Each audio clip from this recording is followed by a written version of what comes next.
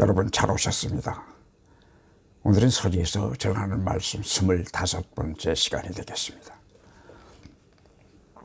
누가복음 16장 1절부터 13절에 나오는 예수님의 비유는 복음서에 나오는 많은 비유 중에서도 그 이해가 아주 어려운 것 중에 하나입니다.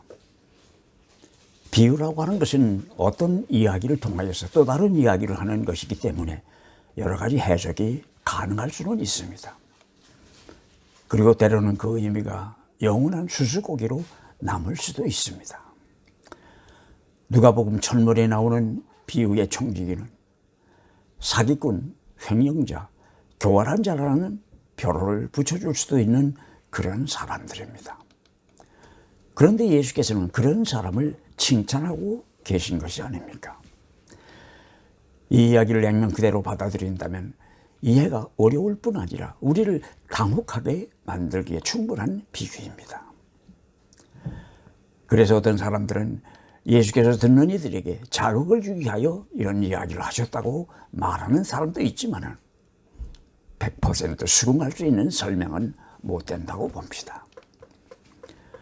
누가복음 16장 이야기에서 재빠르다, 슬기롭다라는 단어가 유난히 두드러지게 눈에 들어옵니다. 그러나 민첩한 것, 약삭 빠른 것이 전국과 무슨 관련이 있을까 하는 생각을 해보지만 그것도 얼핏 수긍이 가지를 않습니다. 전국과 관련된 것들이라면 오히려 인내심이니 사랑이니 동정심이니 공평이니 연민 또는 자비와 같은 단어들이 더 어울릴 것 같은데 예수께서는 슬기롭다, 재빠르다는 표현을 쓰고 계신 것입니다. 이런 단어들은 남에게 해를 주면서 자기의 이득을 구한다는 뉘앙스가 뒤에 강하게 풍기고 있는 그런 용어들이기 때문입니다. 그런데 8절에 가면 이 세상의 아들들이 자기네끼리 거래하는 데는 빛의 아들들보다 더 슬기롭다고 말씀하셨습니다. 여기서 슬기롭다는 표현은 부정적인 의미로 사용된 단어는 아닙니다. 빛의 아들들은 세상의 아들들에게서라도 좀 배우라는 뜻이 아니겠는가 하는 생각을 해봅니다. 지금 당장 세상에 끝이 온다고 하더라도 할 수 있는 일은 다 하라는 의미가 아니겠습니까? 망대를 쌓는 거나 전쟁에 임하는 왕처럼 미리 준비하라는 이야기일 것입니다. 물질이란 그 자체가 악한 것은 아닙니다.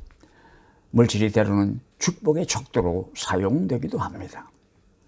슬기롭게 쓴다면 좋은 결과를 가져올 수도 있습니다.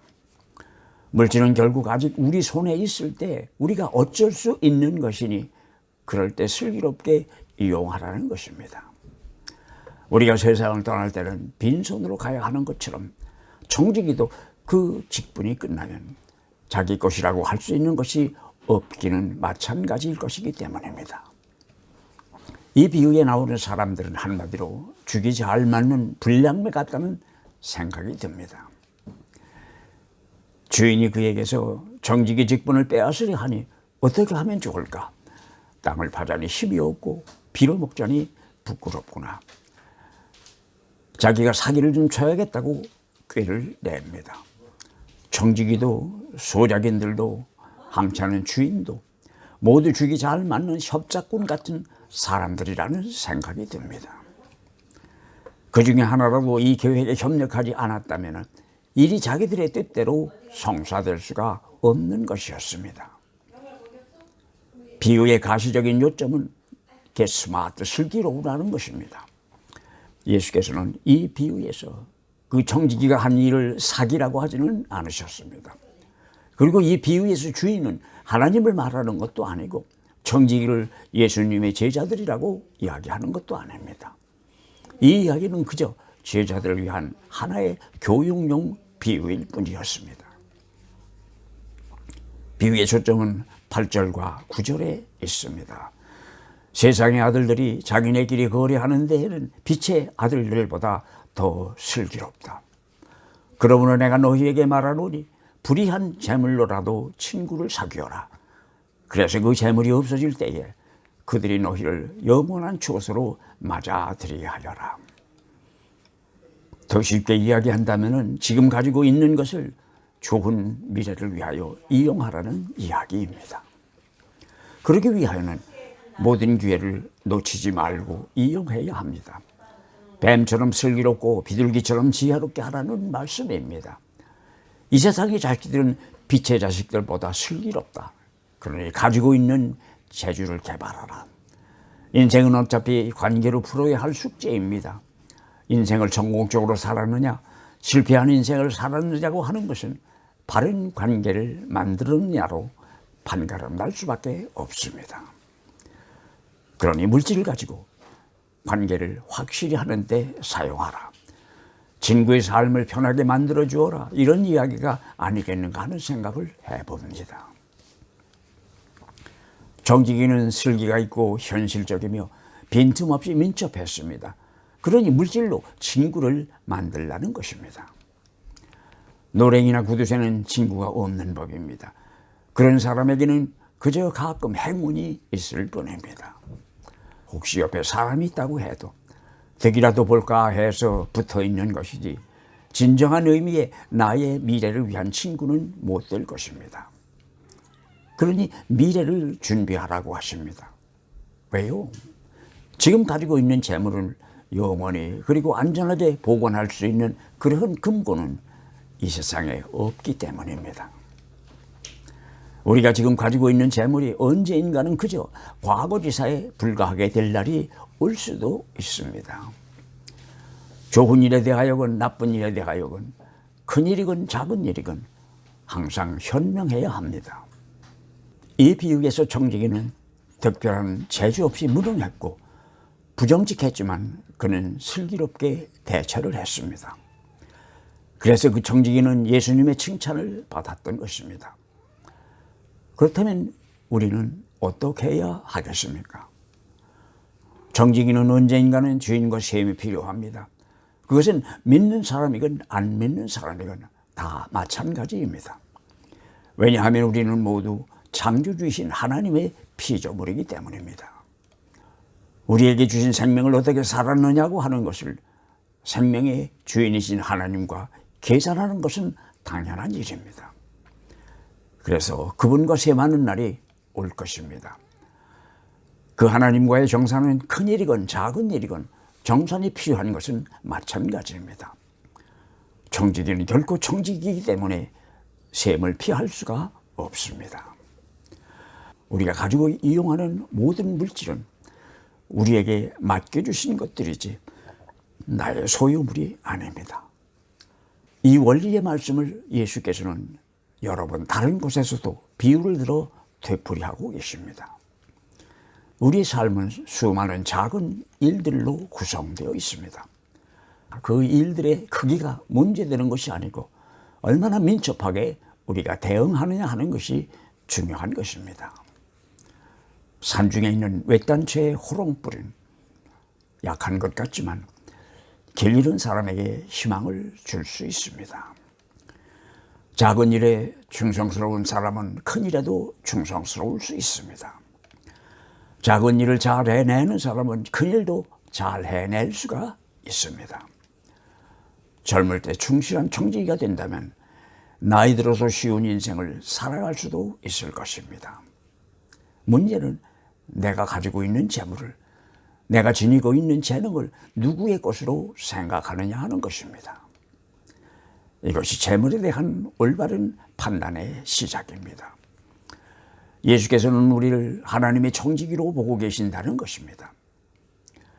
사람들이 예수를 시험하기 위하여 질문을 던집니다.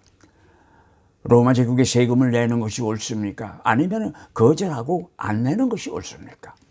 그러자 예수께서는 동전을 하나 보여달라고 하지 않으셨습니까? 누구의 상이 여기에 있느냐고 물었을 때 사람들이 시자의 상이라고 대답하니 시자의 것은 시자에게, 하나님의 것은 하나님께 드리라고 하지 않으셨습니까? 그 동전은 그 동전을 손에 쥐고 있는 사람의 것이 아니라는 말씀을 하신 것입니다. 정직의 개념은 얼마나 가지고 있느냐가 문제되는 것이 아니고 그가 가지고 있는 것을 어떻게 이용하느냐 하는 것입니다. 땅이며 집이며 돈이며 내게 있는 이 모든 것이 하나님이 내게 맡기신 것들이라는 생각을 잊지 말아야 합니다. 제가 가까이 지나는 호주 목사님이 한 분 계시는데 돈에 욕심 없이 아주 검소하게 사시는 분입니다. 그분에게서 하루는 이런 이야기를 들었습니다. 자기는 금전에 대하여 욕심이 생기면 지갑에서 1불짜리 지폐를 꺼내어 본다고 했습니다. 호주에는 5센트, 10센트, 20센트 그리고 50센트 이렇게 네 가지의 은빛 동전이 있고 한 20년 전부터는 1불과 2불도 지폐를 동전으로 바꾸어서 더 이상은 1불짜리 지폐는 통용되지 않습니다. 그런데 그가 가지고 다니는 1불짜리 지폐는 자기 아버님이 자기가 목사 안수를 받을 때 선물로 주셨던 지폐라고 했습니다. 빳빳한 1불짜리 지폐를 선물로 주시면서 하시던 말씀이 이왕 안수를 받고 목사의 길을 가려면 돈에 대하여는 욕심을 버려라. 그리고 혹시라도 돈에 대한 욕심이 생기거든 이 지폐를 꺼내어서 누구의 사인이 그 지폐에 있는지를 보라고 하셨다는 것입니다. 그 친구 목사님의 아버님은 세상적으로는 유명한 분은 아니었지만 보기 드문 호주교회의 장로님이셨습니다. 우리 예수님께서는 13절에서 한 종의 두 주인을 섬기지 못한다고 하셨습니다. 정성이라고 하는 것은 나눌 수 없다는 것입니다. 많은 사람들이 시도하다 실패했던 것입니다. 주일날은 하나님을 섬기고 주중에는 다른 신, 재물을 섬기는 사람들이 예수를 잘 믿는다고 하는 사람들 중에도 많이 있습니다. 하나님과 돈을 동시에 섬길 수 없다는 말은 하나님과 돈의 노예가 동시에 될 수 없다는 이야기도 될 것입니다. 시간이 있을 때 가끔 파트타임으로 하나님을 섬길 수는 없는 일입니다. 그렇게 되면 10중 8구는 정신분열증 환자가 되기 쉬울 것이기 때문입니다. 왜냐하면 모순된 생각을 옳다고 믿는 현상을 의학에서는 정신분열증이라고 한다는 이야기를 들었습니다. 바쁘실 터인데도 같이 해주셔서 여러분 감사합니다. 다음 주일 저녁 8시에 다시 뵙겠습니다.